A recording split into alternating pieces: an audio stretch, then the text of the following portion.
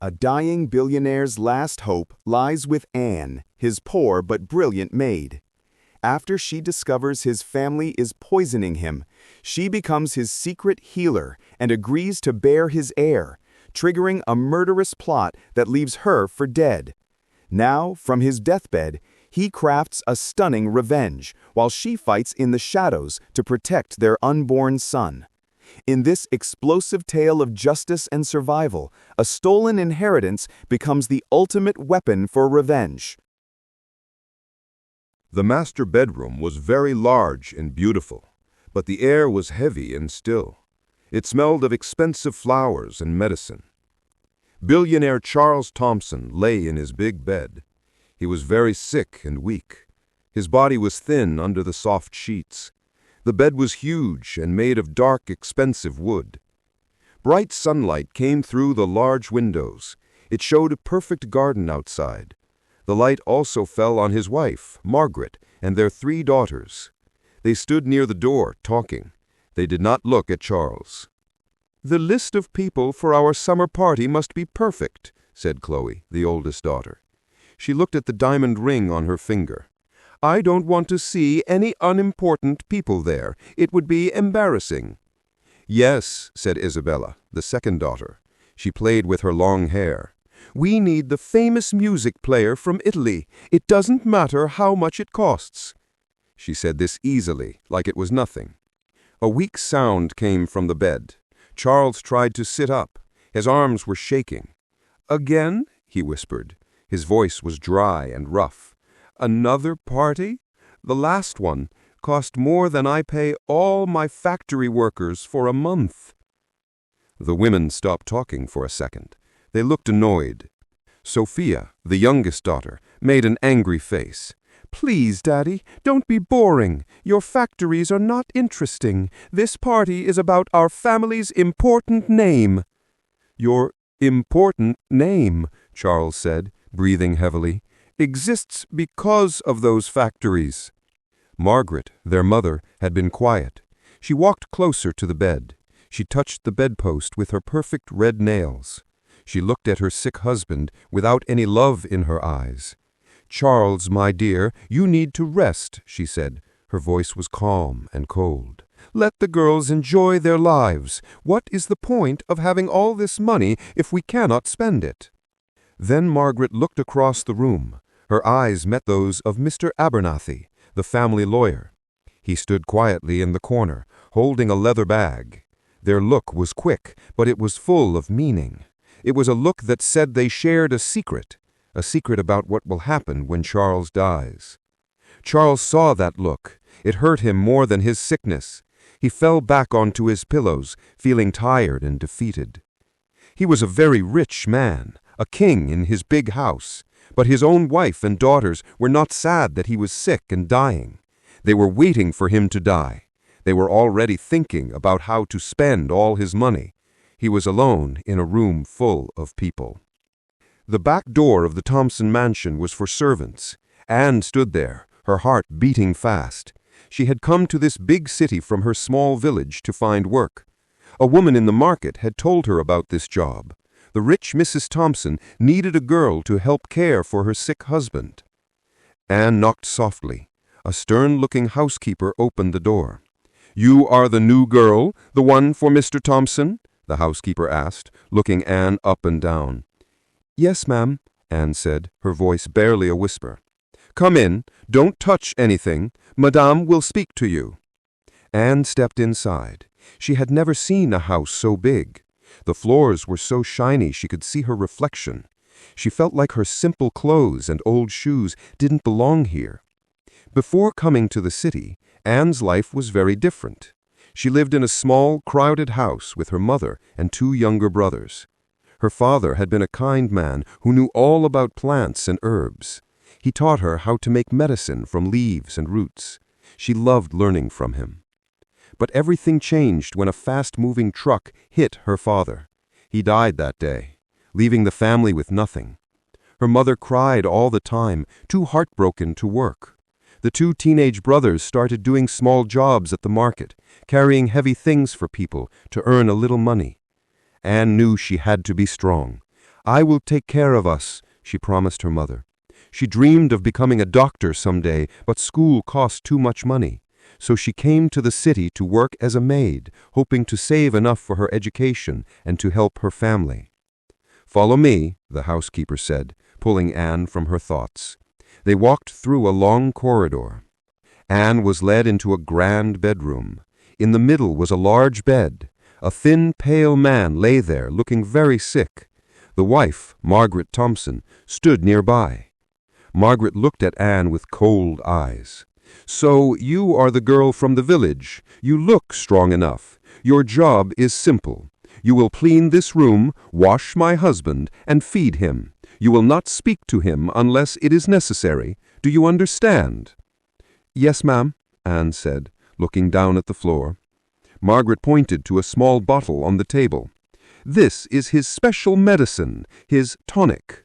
You will make sure he drinks it all every single day. Do not forget." Anne nodded. "I will not forget, madame." When Margaret left, the room became quiet. Anne was alone with the sick man. He looked so sad and lonely. Her heart felt sorry for him. She walked closer to the bed. "Hello, sir. My name is Anne. I am here to take care of you." The man Charles slowly opened his eyes, but he was too weak to respond to her. He seemed surprised to hear a kind voice. Day after day, Anne did her work. She was gentle and careful. She cleaned the room, she helped him eat, and she talked to him in her soft voice. She told him about her dream to become a doctor someday, even though he doesn't respond. But he started to look forward to her visits. She was like a small, warm light in his dark room. One day, Margaret came to give Charles his tonic. She forced him to drink the bitter liquid. He coughed and turned his face away. After Margaret left, Anne thought about the tonic. She remembered the smell from the bottle. It was a strange, bitter smell. It did not smell like medicine. It smelled like a plant her father had warned her about. She remembered her father's voice clearly. "Anne, be careful of this root. It is very dangerous. If you give a person a little bit every day, it makes them very tired. It slowly makes their heart weak. It is a poison that acts like a sickness." Anne looked at Mr. Thompson. She saw how weak he was. He was always tired. His skin was a strange color. These were the exact signs her father had described. A cold fear filled Anne's heart. She looked at the bottle of tonic. She understood now. The wife was not trying to make him better. She was slowly poisoning him. Anne knew she had to do something, but she was afraid. What if the wife found out? She would lose her job. Her family would have no money. But she could not let this man die. She was just a poor maid, but she held a powerful secret. She was the only one who could try to save the billionaire's life. Anne's heart pounded as she crept through the silent mansion. The grand hallways, so busy during the day, felt like a different world at night. Moonlight streamed through the large windows, creating long, dark shadows. Every creak of the floor made her jump. She was breaking the rules, and she knew the punishment would be severe if she was caught. But she had to try. She couldn't just watch Mr. Thompson fade away. She slipped out the back door into the vast garden. The air was cool. She knelt on the damp grass, the moon her only lamp. Her fingers brushed against different plants, searching for the specific shape of the leaves her father had described. He had taught her that some of the most powerful medicines grew wild, free for anyone who knew how to find them. Finally, she found it, the plant with the small heart-shaped leaves. She carefully picked a handful, her hands trembling, and hid them in the deep pocket of her apron. Back in her tiny room, she worked quickly. She crushed the leaves with a small stone, just as her father had shown her. The fresh green smell filled the small space. She mixed the paste with a little hot water from her thermos to make a simple tea. It wasn't perfect, but it was the best she could do. The next morning, her hands shook as she carried the glass of water to his room. She had mixed the tea in, and it looked just like ordinary water. Would he notice? Would he tell his wife? "Your water, sir," she said softly, helping to lift his head. He was too weak to question it. He took a few small sips and lay back, exhausted. Anne's shoulders slumped with relief, but also with worry. What if it didn't work? What if she was wrong? For 3 days, she repeated the secret ritual. During this time, she was quieter than usual. Her mind was filled with fear and focus on her secret task. She would speak to him, "Good morning, sir. Time to eat." But her cheerful stories about her family and her dreams had stopped. Her worry had made her quiet. On the 4th day, a small change was visible. When she entered the room, his eyes followed her. They were less cloudy, more focused. On the 5th day, as she was straightening his bedsheets, he spoke. His voice was a dry rustle, but the words were clear. "You have been so quiet these past days." Anne froze, surprised he had noticed. She had been so wrapped up in her secret that he didn't realize he was now clear-headed enough to see the change in her. I am sorry, sir. I have had much on my mind," she said, not meeting his eyes. He gave a slow, weak shake of his head. "No, do not be sorry. I miss your voice. You used to tell me about your dreams, to be a doctor." This was the breakthrough. Each day after she gave him the water with the hidden tea, he grew stronger. His mind was clearing. He wasn't just noticing her silence, he was asking for her company. Encouraged, Anne began to talk to him again. She told him more about her village, her father who knew the secrets of plants, and the terrible accident that took him. She explained about her mother's sadness and her 2 younger brothers.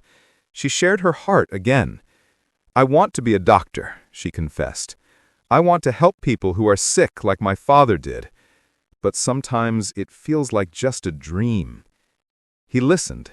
For so long, his ears had been filled with the noisy, selfish chatter of his wife and daughters, always about money, clothes, and parties. They never asked about his day. They never cared how he felt. Anne's words were different. They were honest and full of heart. Her quietness had shown him her worry, and now her returned conversation showed him her trust. She looked at this young woman. She had nothing, yet she was sharing her hope with him, caring for him, and trusting him with her dreams. She was the first person in years who treated Charles Thompson, the man, as more important than Charles Thompson, the billionaire. A feeling he had almost forgotten warmed his chest. It was gratitude. It was connection. "A doctor," he said, his voice stronger than before. "It is not just a dream, Anne. With a heart like yours, I believe you can do it." A real, joyful smile spread across Anne's lips. No one had ever believed in her like that. In that quiet room, a bridge was built between 2 people from different worlds. It was not built of money or power, but of shared silence, spoken dreams, simple kindness, and a growing trust that would change both of their lives forever. Weeks passed, and the change in Charles Thompson became something that could no longer be hidden. The ghost of a man was slowly returning to life. He could sit up in bed without help. His voice, once a faint whisper, now held its old tone of authority, though it was still laced with fatigue. This improvement did not go unnoticed by Margaret and her daughters. Their casual indifference began to curdle into open annoyance and a flicker of panic. One afternoon, Anne was passing the grand living here when she heard their raised voices. She paused, hidden by the half-closed door. "He actually refused the new car I wanted," Isabella whined, her voice sharp. "He said I should learn the value of money. He's getting difficult again." "He asked me about the charity fund," Margaret hissed to the family lawyer, Mr. Abernathy, who had been visiting often. "He suspects the accounts are empty. I told him it was a bad investment, but he looked at me as if he knew I was lying." Chloe's voice was the coldest. "We were so close. He was almost gone. Now he's recovering. It's inconvenient. We've already made plans for the Victoria Island estate. We can't have him messing this up now." Anne's blood ran cold. She crept away, her heart hammering. They weren't just waiting for him to die. They were actively planning for it, counting his money before he was gone.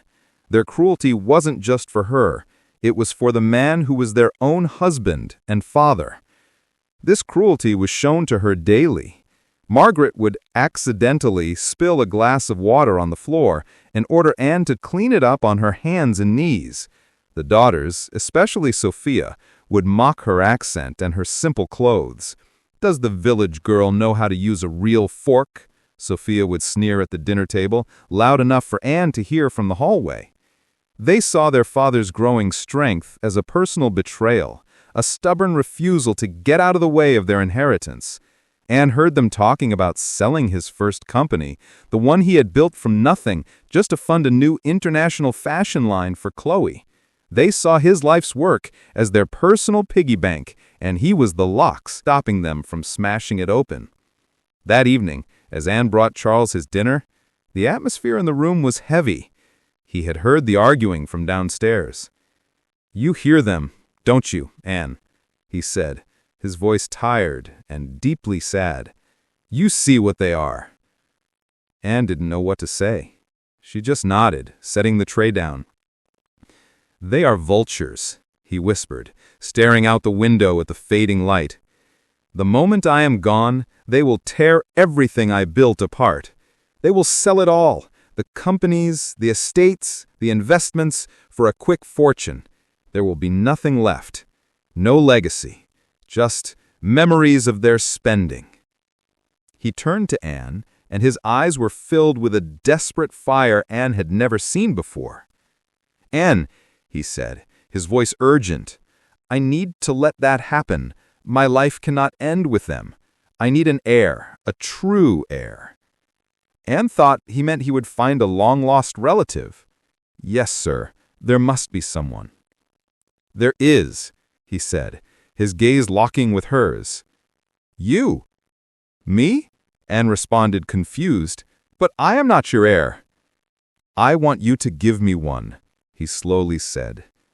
The word hung in the air, simple and shocking. Anne took a step back, her hand flying to her chest. "Sir, no, I cannot." "Please," he begged, and it was the begging of a proud man who had reached his absolute end. "I am not asking for romance. I am asking for a chance for my name to mean something good. My wife and daughters, they have poison in their hearts. But you have goodness, you have strength. I see it every day." Tears welled in Anne's eyes. She felt a whirlwind of emotions, horror, shame, and a strange, aching pity. "I am just a maid, sir, a poor girl from the village. I am not worthy of such a thing." "You are the only one who is worthy," he insisted, his voice cracking with emotion. "Don't you see? They have money, but no soul. You have a soul, and that is the only legacy worth passing on. I don't just want a son, Anne. I want a son raised by you, a son with your heart. That is the only thing that can save my legacy from being destroyed by their greed." He was not looking at her as a servant, or even just as a friend. He was looking at her as his only hope for redemption, his only path to a future that wasn't painted in the ugly colors of his family's cruelty. And in that moment, Anne's refusal caught in her throat. The weight of his despair was too heavy to ignore. After Charles's desperate proposal, a new tension filled the room. Anne moved through her duties quietly, her mind a storm of fear and confusion. The thought of being with a man terrified her. She had saved herself, believing it was for a marriage born of love, not a business arrangement. What would people say? What would her mother think? But when she looked at Charles, she no longer saw just a powerful billionaire. She saw a lonely, good-hearted man trapped by the very wealth he had created. She saw the father who had taught her about plants, a man of wisdom and kindness, not just the tycoon the world knew.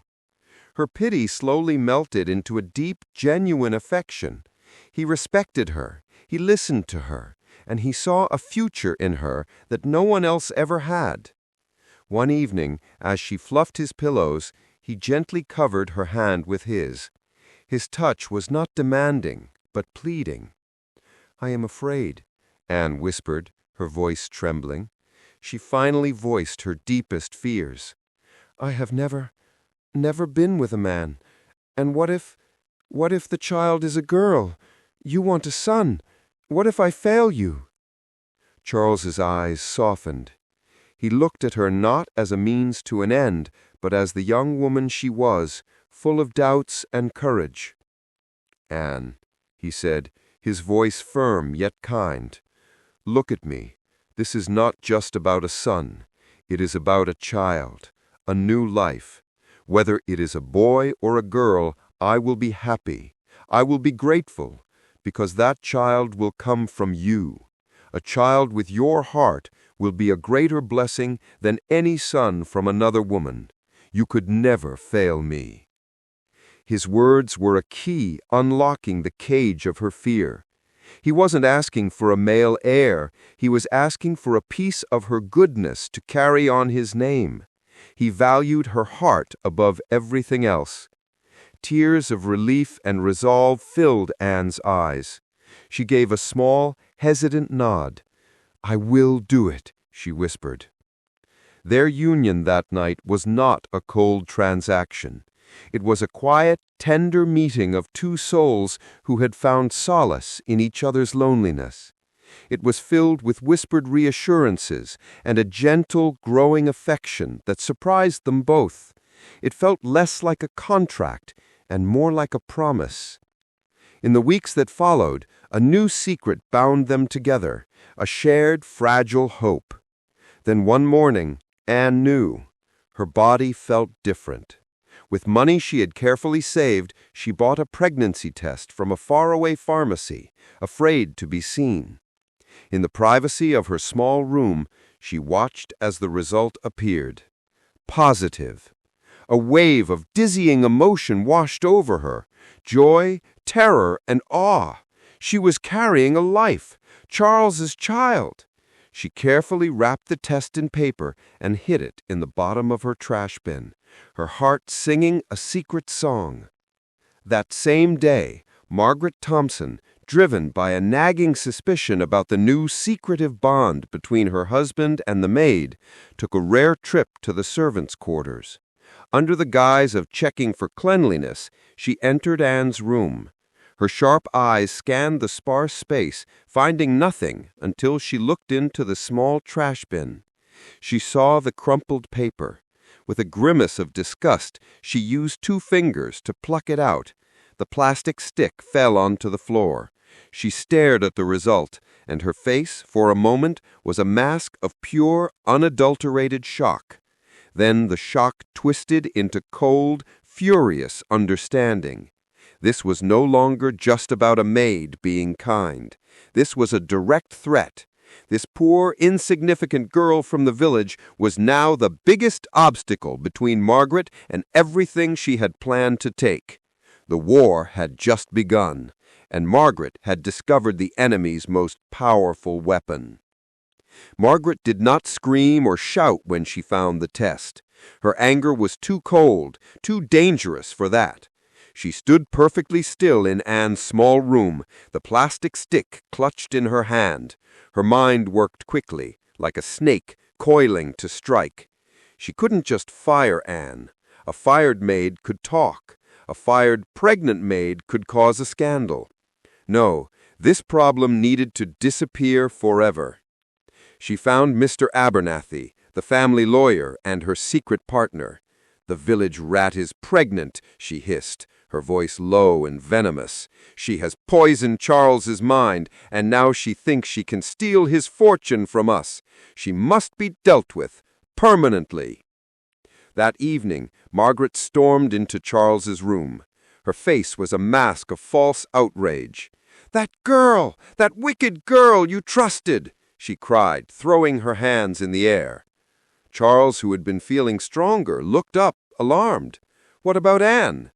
"She's gone, and so is my diamond necklace and Chloe's gold bracelet," she lied smoothly.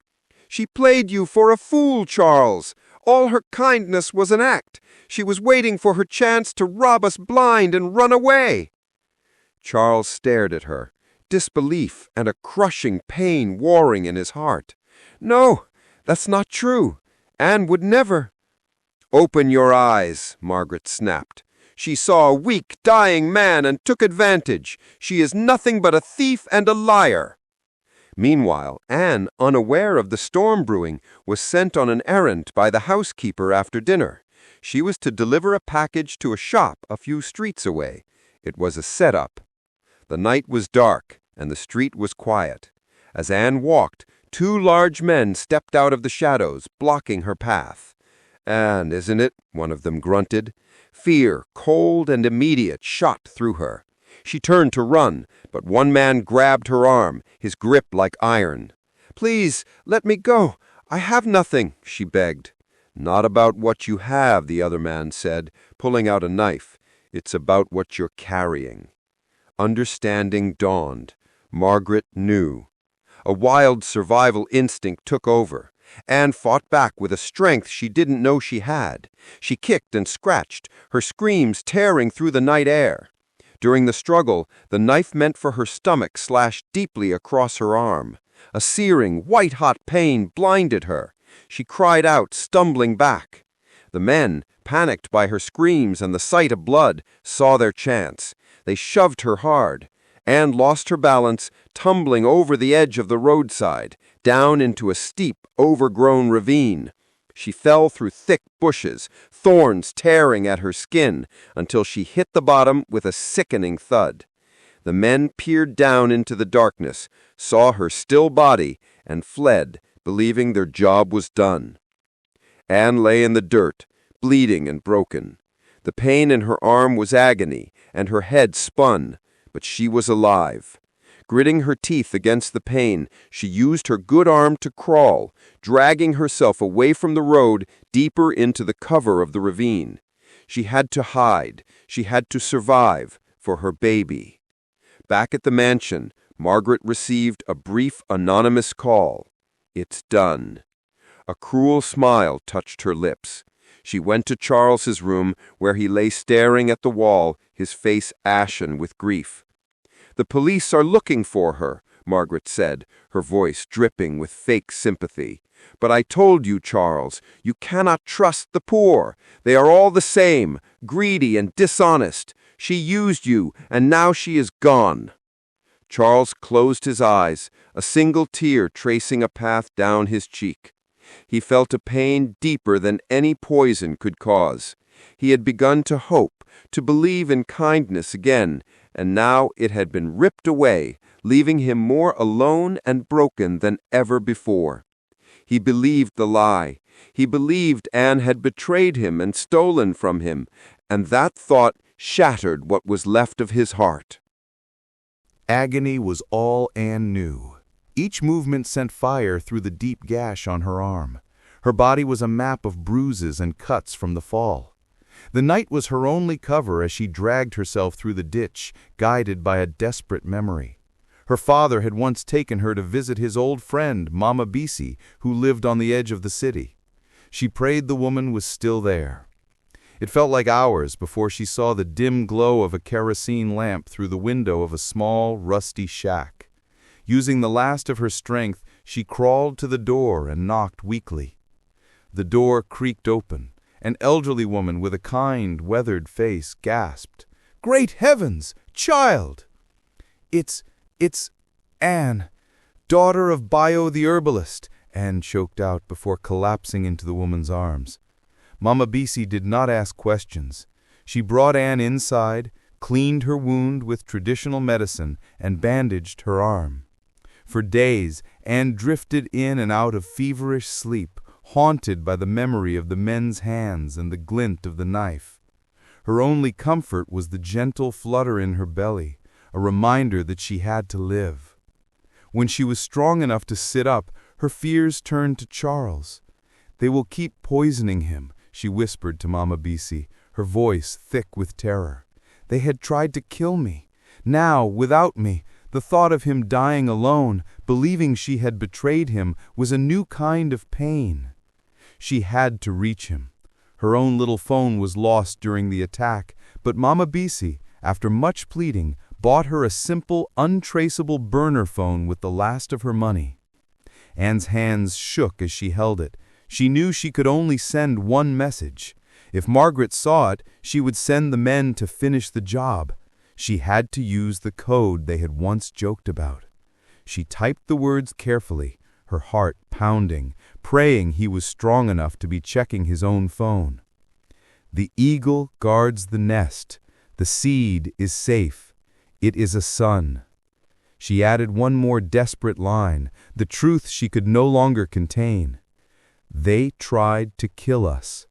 She pressed send to his private number, a number he had given her in a moment of trust. Then, as panic set in, she immediately deleted the message from the outbox and threw the phone into a bucket of water, destroying it. She had to disappear again. She looked at Mama Bisi, tears in her eyes. "I hope he got it. I hope he is strong enough to understand." Back in the mansion, Charles's phone buzzed softly on his bedside table. He picked it up, his hand trembling. He saw the unknown number and the cryptic message. For a moment, his weary mind struggled. Then understanding dawned. The eagle was Anne.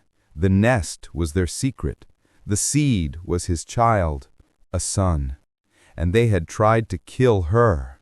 A wave of fierce, protective rage washed over him, cutting through his sickness. She was alive. His son was alive. And his wife was a murderous monster. He deleted the message instantly, the action filling him with a new, grim purpose. He was not finished yet. A cold, clear fury replaced his heartbreak. He had a final mission. But with Anne gone, Margaret had resumed poisoning his meals with confidence. Charles felt the familiar weakness returning, the fog creeping back into his mind. He fought it, clinging to the truth he now possessed. He had to act before the poison silenced him forever. He knew he couldn't trust anyone in the house, especially not Abernathy. His only hope was his old driver Gabriel. One afternoon, as Gabriel was tidying the room, Charles whispered his desperate request. "I need a lawyer, a new one, the toughest and most honest. No one can know, especially not Margaret or Abernathy. Can you bring one to me?" Gabriel, a man of few words and deep loyalty, simply nodded. "It will be done, sir." The plan was risky. A few days later, Gabriel informed Margaret that a specialist therapist was coming for a private session with Charles to help with his muscle stiffness, a cover story that wouldn't raise suspicion. When the lawyer, Miss Evelyn Reed, arrived, she was dressed professionally, but without the obvious trappings of her trade. She was known for her integrity and ruthless efficiency. Once they were alone, Charles, using all his willpower to sound coherent, laid out the terrible truth. "My wife is poisoning me.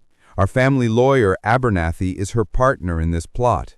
I have a son on the way, and his mother is in hiding because they tried to kill her.